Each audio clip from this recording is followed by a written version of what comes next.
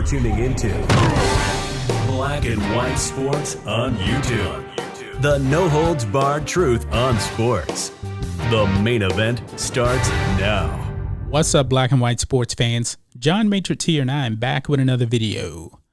All right, guys, make sure you smash that subscribe button if this is your first time here. Check out the join button for channel memberships, and check out the merch that's showing up here in this video. Let's get into this, folks. This will be the third LeBron James video we made today. I've already put up a video on Skip Bayless. Rhodes put up a video on Charles Barkley. And now I'm going to be putting up a video here on Stephen A. Smith. Every single one of them have weighed in on where LeBron ranks all time.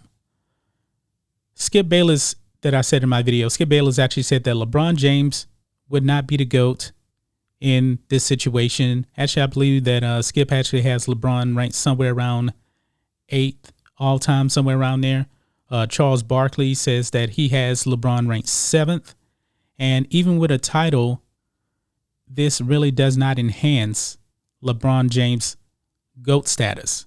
So pretty much Skip and Charles Barkley are going to keep him around that same area. Now, when it comes to Stephen A. Smith, he was actually on First Take today, and he weighed in on whether or not LeBron James would be the GOAT.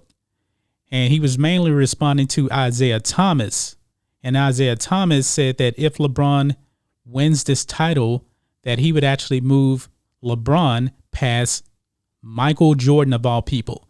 Now, Isaiah Thomas does not have Michael Jordan as the GOAT. He actually has Kareem Abdul-Jabbar. That's his business. That's his opinion. But he is completely wrong about LeBron being better than Michael Jordan with this title. Okay? And the reason why, we're going to jump into that. And I kind of agree with Stephen A. Smith on this. So let's roll the clip here and see why Stephen A. Smith disagrees with Isaiah Thomas when it comes to LeBron being the GOAT. Let's roll it right now. Stephen A., do you agree with Isaiah, who played against Michael Jordan? When it's all said and done, LeBron James will be the GOAT? Hell no. I do not agree with Isaiah Thomas. And before I go a little bit further, I'd like to remind everybody how close Isaiah Thomas and I are. We've known each other for nearly 30 years. Errors matter. And what I find most egregious, most blasphemous about Isaiah Thomas's statement is that he ignores the era he was playing in, as far as I'm concerned. It was very physical. It was very volatile.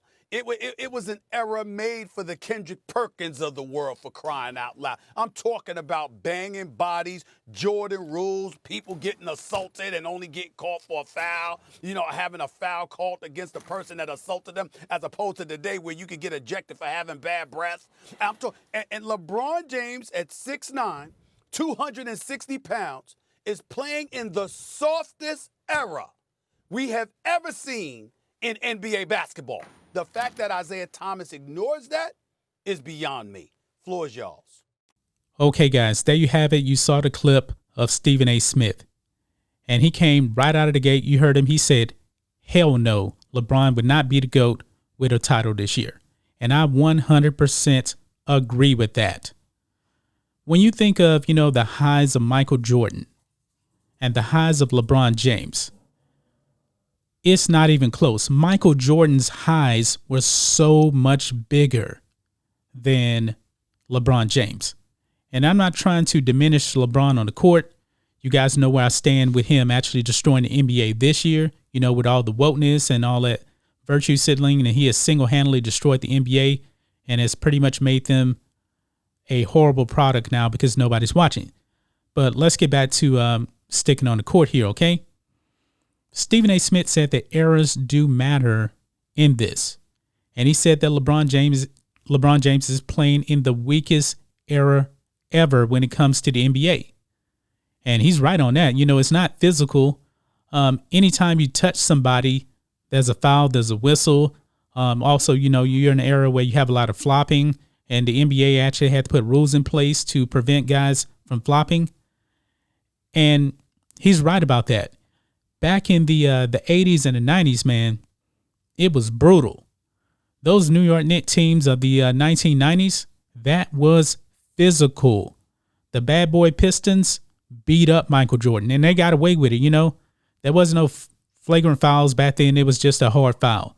And they called that the Jordan rules, okay, the Jordan rules. So when Michael Jordan went to the hole, they was pretty much, you know, WWEing him, body slamming him to the ground. You can't do that right now. And still, Michael Jordan was still averaging, you know, 30, 35. One season, he averaged 37 points a game. In that era, imagine what Jordan would be doing right now in this era where you can't touch anybody. Now, we see James Harden. James Harden is scoring like, what did he score? Like 35 points per game this season. And, you know, he is the king of the step back three. He does that. He's also very, very good at drawing fouls on three-pointers. That would not be fouls back in the 80s. It just would not. It wouldn't be as effective, you know, but also, you know, back in the 80s, they weren't shooting as many threes. So I actually prefer the brand of basketball that was in the 80s and the 90s versus what's being produced right now. I do. I've been on record. I hate all the three-pointers and everything like that. But yes, it is super duper soft. Okay. So we know one of LeBron's strengths is actually going to the hole. He can get to the basket like nobody. But I believe one of the reasons why he can actually get to the basket is there's no good centers. The centers today pretty much all suck, you know, especially by the standards that were brought by Hakeem, David Robinson, Patrick Ewing, Kareem Abdul-Jabbar. Those were all-time great centers. These guys today, these centers today are irrelevant. So LeBron pretty much has a wide open path to the lane. He would not be doing that in the 1990s with Hakeem Olajuwon guarding the paint. And we all know that Hakeem Olajuwon is probably the greatest defensive center of all time. So errors do matter. I 100% agree with Stephen A. Smith. This title will not make him the GOAT. It could actually make him the GOAT the other way for destroying the NBA. But that's just my thoughts on this. What do you guys think of this? Do you agree with Isaiah Thomas that LeBron James would actually be the GOAT by winning the title this year? Or do you agree with Stephen A. Smith that there's no way in hell that LeBron James will be the GOAT with a title this year? I'm leaning with Stephen A. Smith. It seems like, you know, the big hitters in the sports media, they are taking their punches at LeBron James.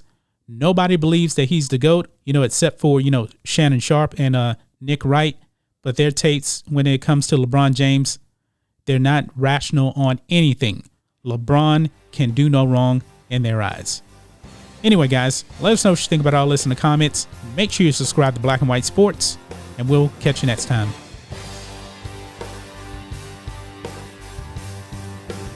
Thanks for watching the show. Be sure to like, comment, and subscribe.